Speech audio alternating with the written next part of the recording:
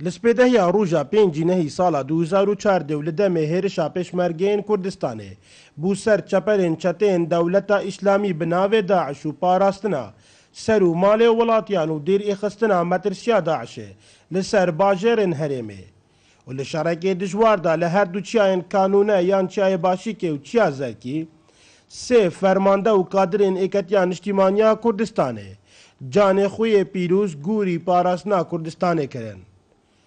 شهید فرمانده عشقی سورچی و شهید جمیل محمد صالح سورچی و شهید راید ناظم نقبی سه کادرین ایکتیان اجتماعی کردستان بون لدور آکرێ.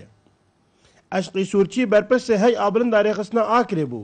بیاوریا جمارکا کادرین هی رو لسنگرین برگیریه کرن لآخا پیروزا کردستانه و نوه گریانوه تا پلا سر بلندا شهیدبوونه ولگرتین.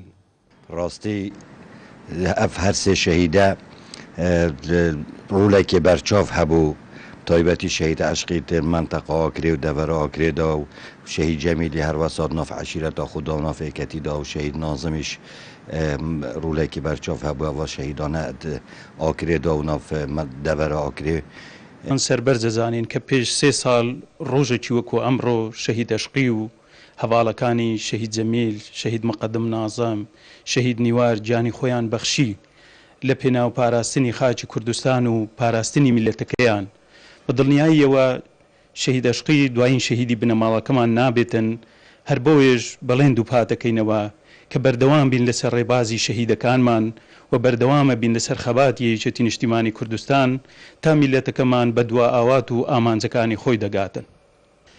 لە چیا زەرکی لە دەمێ کۆنترۆلکردنا وێ دەڤەرا گرنگ و استراتیجی شهید نازم نقبی گیانê xwe yê pakış gûrî axa pîrûza Kurdistanê diket û ji bûyî ramalîna çeteyên Daeş û digehîte karwanê serbilindê nemiran.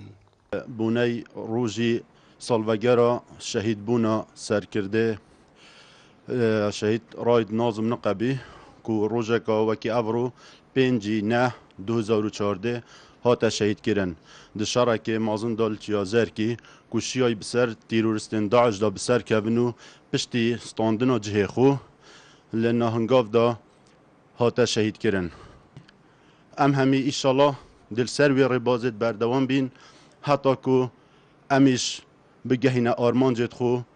شهید جمیل محمد صالح سورچی بیاوریا شهید فرمانده عشقی سورچی مل به مل پیشمرگین کردستان شر دکر جبوی پاراسنا کرامتا ملت کرد و به شهید بوناوی سروری مزن بو مالباتا خود مار کرن.